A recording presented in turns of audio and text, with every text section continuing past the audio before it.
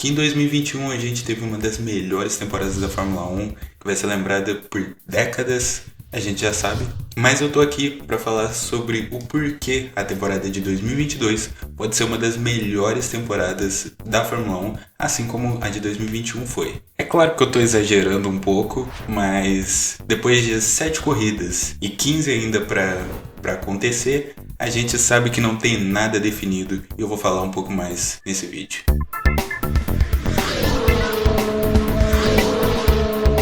Nas primeiras etapas parecia claro que a briga pelo campeonato de pilotos ficaria entre Charles Leclerc e Max Verstappen, e nos construtores ficaria entre Red Bull e Ferrari. Porém, o que a gente está vendo aí nas últimas etapas, Espanha, Mônaco, revelou pra gente que talvez não seja tão assim. Até a Mercedes parece melhorar e pode ser que brigue por algumas colocações em algumas corridas. What I can say is we've made a definite step, a step in our understanding and the deployment of what we put on track.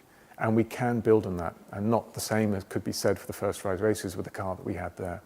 We will move forward from where we are now. Mas uma coisa interessante que é bom de ficar de olho é Sérgio Pérez. Sérgio Pérez é o terceiro colocado e está só 16 pontos atrás de Max Verstappen, seu companheiro de equipe, e também líder do campeonato. A diferença também é pequena se a gente levar os 5 primeiros colocados em questão. São 41 pontos que separam George Russell de Max Verstappen e 42 de Carlos Sainz e Max Verstappen. E se a gente analisar o contexto, essa diferença é menor do que parece. A gente tem que lembrar que a Mercedes de George Russell vem melhorando e o Russell é o único piloto da temporada a ter terminado todas as corridas no top 5, e temos Carlos Sainz, que pilota uma Ferrari e é um piloto que a gente já viu que pode até ser mais rápido do que o companheiro de equipe, ou pelo menos mais consistente. É claro que Max Verstappen e Charles Leclerc continuam favoritos, são os 2 primeiros, mas a gente tem que expandir um pouco a análise e pensar um pouco sobre um cara muito interessante.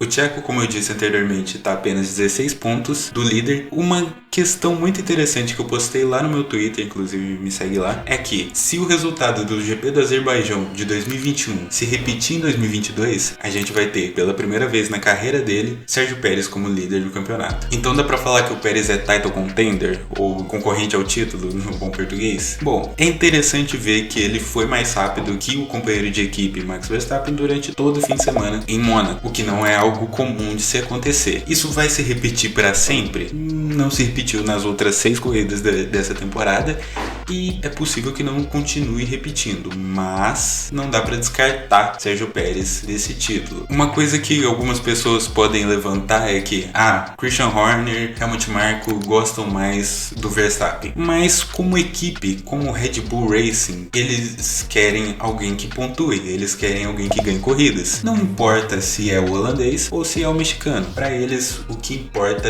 é estar ganhando corridas e é brigar pelo título, tanto de construtores quanto de pilotos. E eles vão ajudar, seja qual for o piloto que for mais capaz de fazer isso. Mas é fato que o resultado de Mônaco dá muita força pro Pérez dentro da Red Bull. Talvez se fosse hoje, a Red Bull não teria tomado as mesmas decisões que tomou lá em Barcelona, ou seja, mandar o Pérez deixar o Max passar 2 vezes na corrida. E o Pérez não gostou dessa decisão. Agora o Pérez pode falar, eu posso ganhar corridas, eu posso brigar por esse título também. E aí? E aí que a Red Bull provavelmente vai falar, opa, Max, se for pra você passar ele, se você acha que tá mais rápido que ele, passa na pista. Isso pode ser um problema pra Red Bull, já foi no passado em algumas situações, mas pode ser que isso ajude eles, e essa é a intenção, ajudar eles a ganhar mais pontos e brigar pelo título da melhor forma possível. Uma coisa que a galera mais pé no chão vai falar sobre aquela curiosidade do Azerbaijão se repetir, é que é muito difícil que isso aconteça, mesmo pros 3 primeiros do campeonato, ou seja, o Verstappen abandona, o Leclerc termina em quarto mesmo largando na pole e o Pérez ganha. Isso é difícil de acontecer porque, primeiro, o Verstappen abandonou porque teve uma falha no pneu, que não foi culpa dele. Segundo, o Leclerc estava numa Ferrari mais fraca do que a Ferrari é hoje em dia, do que a Ferrari é em 2022. Além disso, o setup daquela Ferrari lá pro GP do Azerbaijão de 2021 foi feito pro quali, eles pensaram no quali. Durante a corrida,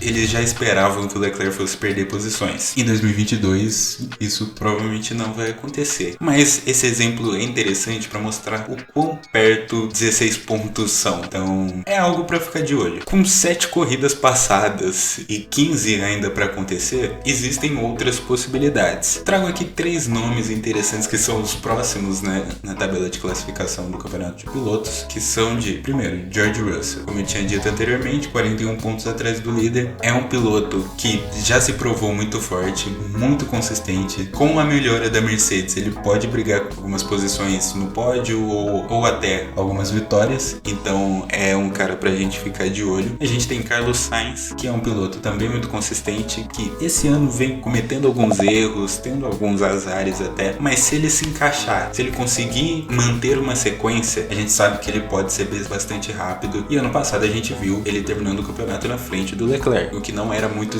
esperado. E o outro nome é o de Lewis Hamilton. Por que eu tô colocando o nome de Lewis Hamilton aqui, mesmo ele estando 75 pontos atrás do Verstappen? Ele é Lewis Hamilton. Ele é 7 vezes campeão do mundo, ele já ganhou o campeonato de tudo quanto é jeito, já brigou por campeonato de tudo quanto é jeito, já perdeu, já ganhou campeonatos muito difíceis. Então ele sabe o que ele precisa fazer, como brigar por vitórias, como brigar por um título. Então com certeza ele não é um nome para ser descartado. É claro que 75 pontos atrás é muita coisa, muito difícil ele conseguir ganhar o campeonato, mas como eu disse, não pode ser descartado. Ele é Lewis Hamilton. Mas algo interessante que esses 3 nomes que eu falei podem gerar, mesmo que não briguem pelo título, é o nosso queridíssimo entretenimento. A gente viu lá na Espanha que George Russell pode brigar por posições e ele pode impedir os concorrentes a título de ganharem posições. A gente viu o Russell segurando o Max Verstappen por várias voltas. Então ele vai ser um calo no pé, tanto de Max Verstappen, quanto de Charles Leclerc, quanto de Sérgio Pérez. Assim como Carlos Sainz e Lewis Hamilton. Vem no raciocínio comigo. Vamos supor, se o Leclerc termina em primeiro e o Verstappen em segundo, a diferença de pontos que eles vão ganhar para essas posições é de 7 pontos. Agora, se a gente tem o Leclerc primeiro, logo atrás George Russell, logo atrás Lewis Hamilton, logo atrás Carlos Sainz e logo atrás Max Verstappen, a diferença de pontos sobe para 15 pontos. Essa divisão dos pontos, esse afastamento dos concorrentes a título é muito interessante se a gente for pensar no campeonato. Isso bagunça o campeonato a cada corrida. Então vai ser interessante a gente ficar de olho nisso. Enfim, é impossível ter certeza de quem vai ganhar, mas mesmo com tantas possibilidades, eu tenho certeza de um vencedor, que é o fã de Fórmula 1. Obrigado, nos vemos em um próximo vídeo.